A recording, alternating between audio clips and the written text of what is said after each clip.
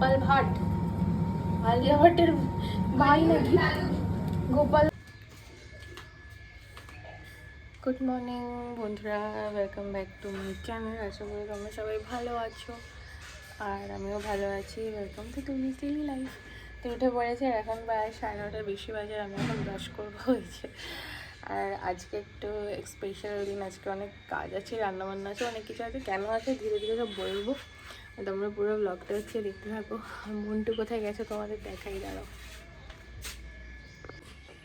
ও মন্টু, কি কি আছে? বাড়ি আয়, আয়। আচ্ছা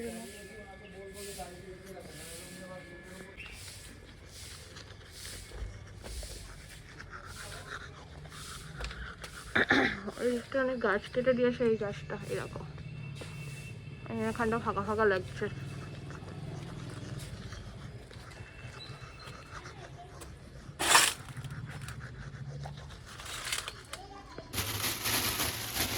তো এই দেখো চলে এসেছি চিকেন। কত করে দিন? 3 কেজি। 4 কেজি লাগবে। কত কেজি এটা?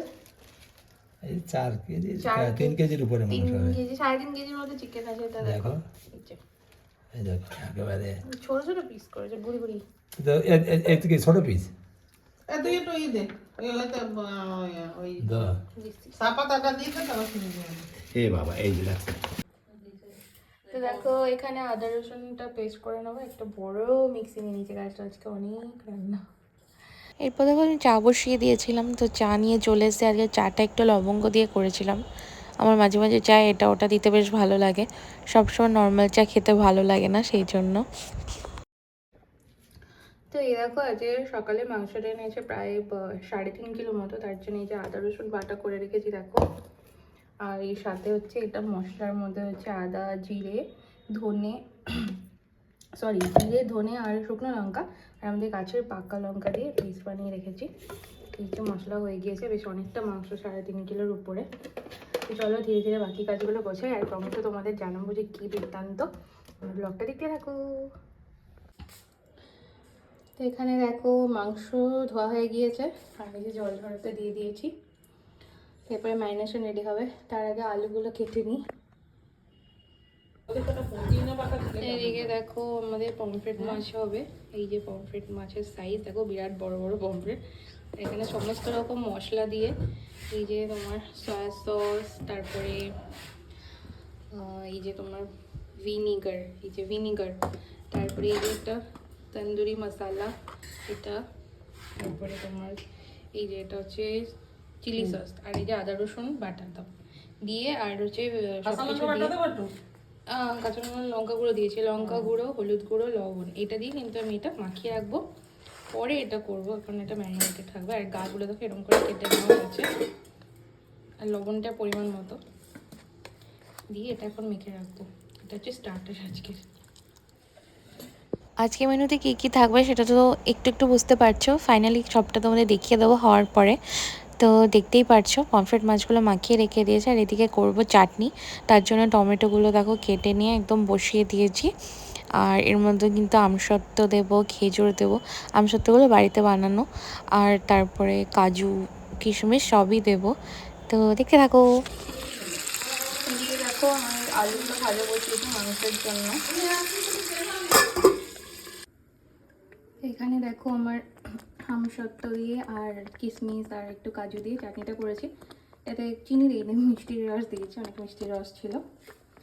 এতে আলুটা ভাজা হয়ে গিয়েছে, অল্প আলু দিয়েছি। বাকি এখন যেটা করছি সেটা হচ্ছে যে এই যে বিনস হচ্ছে কাটছি সিজার্স দিয়ে। দেখো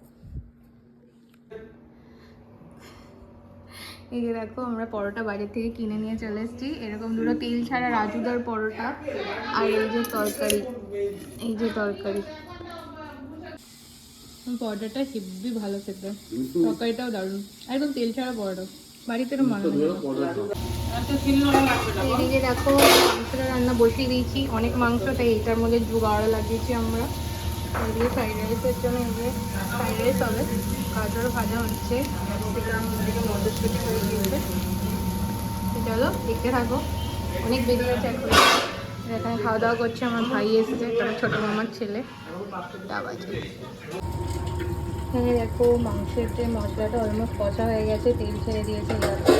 এবার মাংসটা দিয়ে দেবো। অনেক টাইম লাগলো এতখানি মশলা কষতে। আমি প্রথমবার এত বেশি চিকেন রান্না করছি, এটা প্রায় 3.5 কিলো চিকেন আছে। এর আগে আমি আপ টু 2 কিলো অবধি করেছি। আমি এতখানি নাড়তে পারি না, আমার কোনো অসুবিধা হচ্ছে, তারপরেও করছি। আর ঢাকনা নিয়ে বলে এত বড় মাপে, সেই কারণে হচ্ছে আমি নর্মাল বেশি আছেই করছি। এদিকে ভাতও বসে গেছে, ফ্রাইড রাইসের চালটা আর কি। আর বাজে হচ্ছে মা স্নান করে চলে এসছে, বাজে এবার 1টা বাজতে যায়, এখনও মাছ ভাজতে হবে, অনেক কাজ আছে। তো দেখো মানে রান্নাঘরে থেকে থেকে আমার অবস্থা পুরোই মানে কেরোসিন হয়ে গেছে যাকে বলে।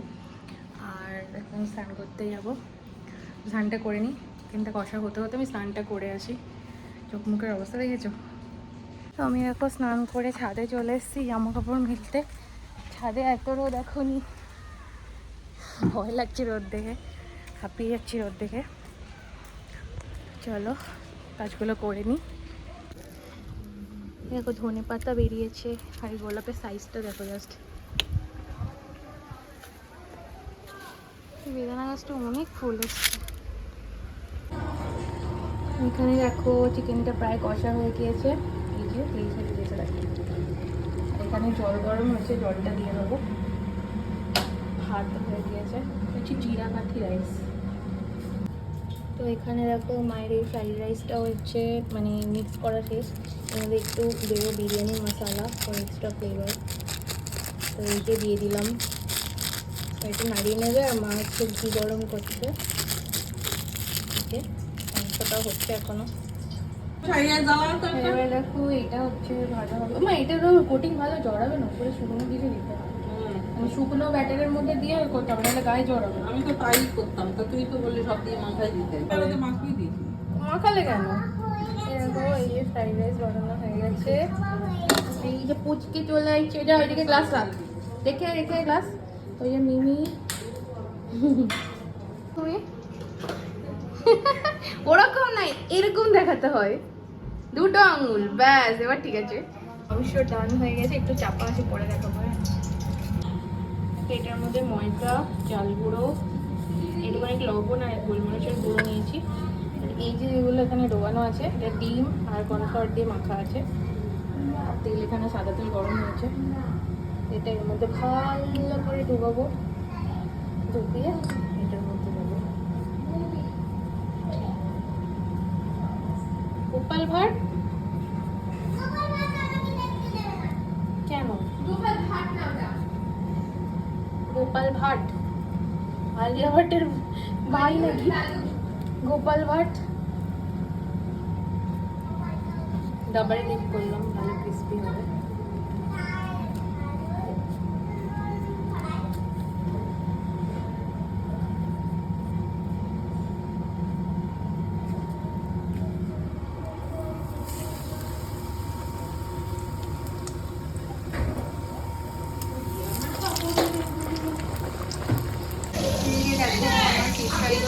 ভাজা হয়ে গিয়েছে, আর এই যে ভাজা চলছে, এই কটা মাখানো আছে। পাপড় ভাজা কমপ্লিট। দিদিরা চলে এসছি, দাদা।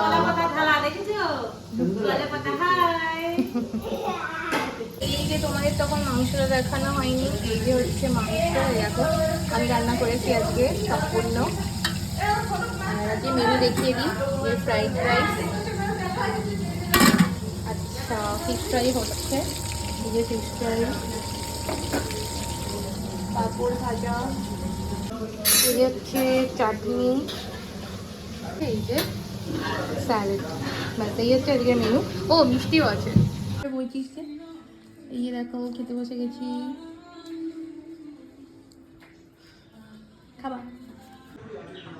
তো দেখো এখন বাজে হচ্ছে এই যে 3:30 মতো, আমাদের খাওয়া দাওয়া এই কমপ্লিট হলো। মা এখনও খাচ্ছে, দিদিরা খেয়ে চলে গেছে, যদিও দাদা আছে এখনও। একটু শোবো, ভীষণ কষ্ট হয়ে গেছে, একটু রেস্ট নেবো। তারপরে সন্ধ্যাবেলায় সেলিব্রেশন আছে এখনও, দেখতে থাকুক। সন্ধ্যাবেলায় বলবো যে কিসের সেলিব্রেশন।